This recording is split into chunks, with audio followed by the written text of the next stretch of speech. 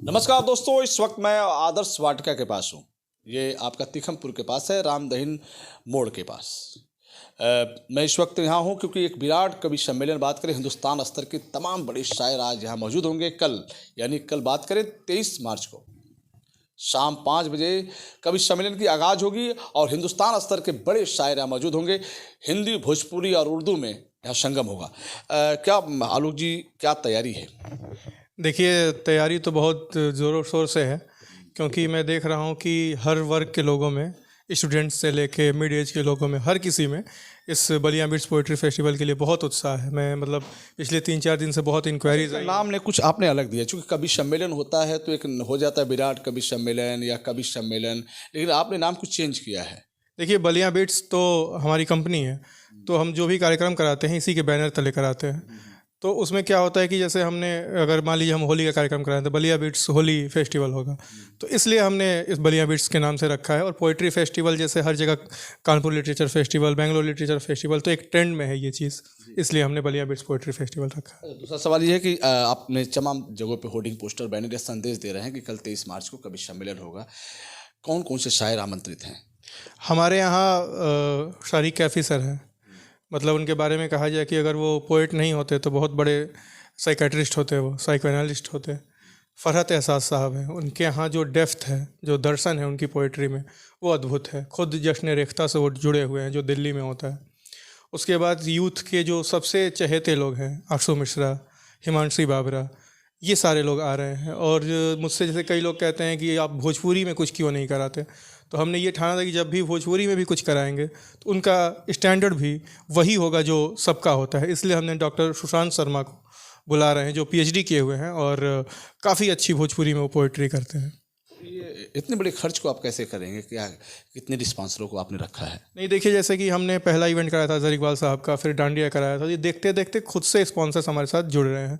जैसे इस बार प्रेजेंटर के तौर पे रेमंड है, फिर पावर्ड बाई में हमारे पास नाज फातिमा मैम है, प्रिज्म सीमेंट है, एस्ट्रा ज्वेलर्स है। ऐसे करके फिर एसोसिएशन में बहुत सारे हमारे साथ सपोर्टर्स जुड़े हैं, तो इनसे हम अपना इवेंट का खर्चा जो भी है सब। आम पब्लिक भी है या फिर जो इनको इनवाइट किया गया, इनको पास दिया गया, वही रहेंगे? नहीं, एंट्री बिल्कुल फ्री है, बिल्कुल फ्री एंट्री है।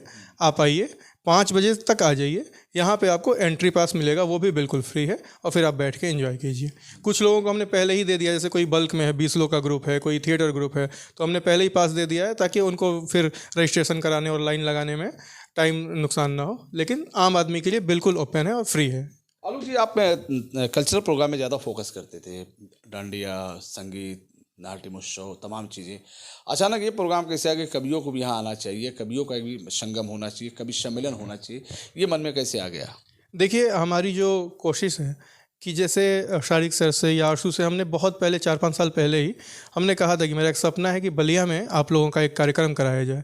और मेरी कोशिश ये होती है कि जैसे क्या होता है किसी भी आयोजन में कि जो बहुत लोग पसंद कर रहे हैं या लोगों को मज़ा आ रहा है, लुत्फ़ आ रहा है, सिर्फ वही चीज़ ना हो, उनका हम स्टैंडर्ड भी अपग्रेड करें कि जो वो सुन रहे हैं उससे ऊपर की भी कुछ चीज़ है, उसको भी सुने समझे, क्या पता उनका टेस्ट डेवलप हो। तो ये एक मेरा सपना था कि बलिया में इन लोग को लाया जाए जो वाकई पोइट्री के जीनियस लोग हैं। आपने फ्री एंट्री रखा है, हो सकता है भीड़ ज़्यादा बढ़ जाए, उसको देखते हुए क्या करेंगे? हमने एक्स्ट्रा चेयर्स रखे हुए हैं कि अगर हमारी सीट्स फुल हो गई तो फिर उनको लगा दिया जाएगा अलग से। तो इस तरह से हमने इंतज़ाम किया हुआ है इसका। अच्छा, लास्ट ईयर मैंने लास्ट समय कब तक क्या रहेगा? नहीं, 5 बजे तक आप लोग, सभी लोग से मैं कहूँगा कि 5 बजे तक आ जाएं, क्योंकि इवेंट बिल्कुल 5 बजे से स्टार्ट हो जाएगा। लेट हो रहा है तो हो सकता है सीट्स फुल हो जाएं, तो फिर हमने एक्स्ट्रा चेयर से वो यूज़ हो पाए। लेकिन आप टाइम से आएंगे तो आपको टाइम से सीट मिल जाएगी। कब तक चलेगा कवि सम्मेलन? ये 8-8:30 बजे तक, 8:30 बजे तक। दोस्तों, हमारी बात हुई थी आलोक पांडे जी से। आइए बात करते हैं। सर, आपका वाटिका काफ़ी चर्चाओं में आ गया है। पूर्वांचल उत्तर प्रदेश से देखा जा रहा है कि बड़ी से बड़ी कार्यक्रम, बड़ी से बड़ी आयोजन हो रहा है। काफ़ी आपने बेहतर किया भी है, पहले से और अच्छा हो गया है। तो आपके लिए जो खास मेहमान आएंगे उनके लिए क्या करेंगे आप? जी, चूँकि सबसे पहले मैं कहना चाहूँगा कि शारिक कैफ़ी सर, जिनको 10-12 साल पहले हमने दिल्ली की जश्न-ए-रेख्ता के मंच पे सुना था। जैसे साल पहले? आज से 15 साल पहले। 15 साल पहले, वाह।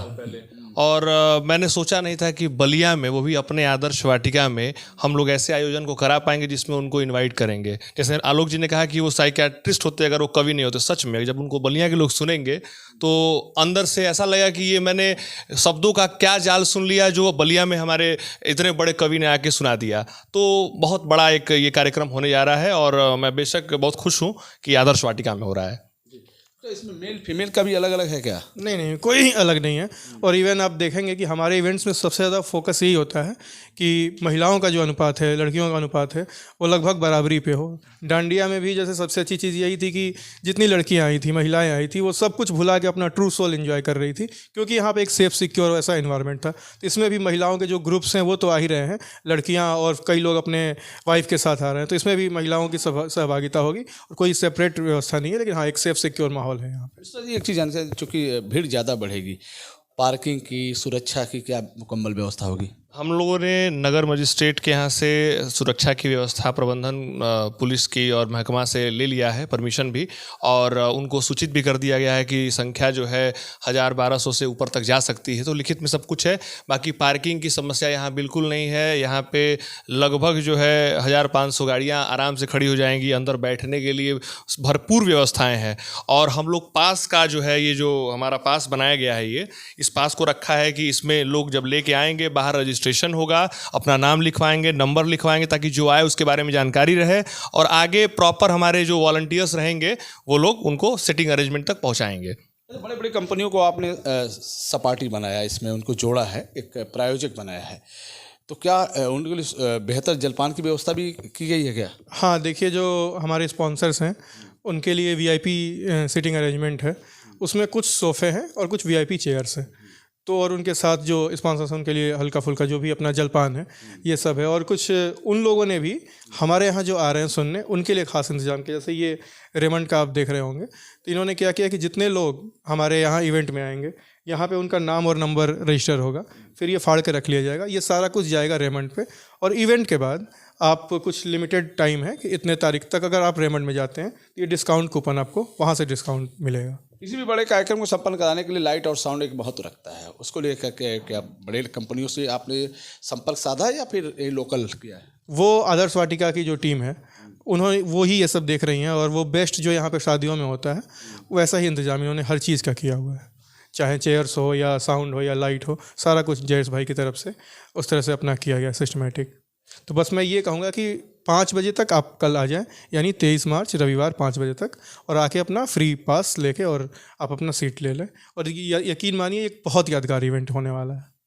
तो दोस्तों 23 मार्च का यादगार इवेंट कभी नहीं भूलना है, क्योंकि आदर्श वाटिका में बहुत ही बेहतरीन तरीके से दुल्हन की तरह सजाया जा रहा है। चूँकि जब मंच पे एक साथ हिंदी, भोजपुरी और उर्दू को शाहे कवि एक साथ मंच पर होंगे तो जो रस बरसेगा, जो वाकई अपने आप में पूर्वांचल उत्तर प्रदेश में बात करें, बलिया जनपद में एक नई शुरुआत इस आदर्श वाटिका में। अब तक तमाम बड़े आयोजन हुए हैं, कवि सम्मेलन भी हुए हैं, लेकिन छोटे स्तर पे हुए हैं।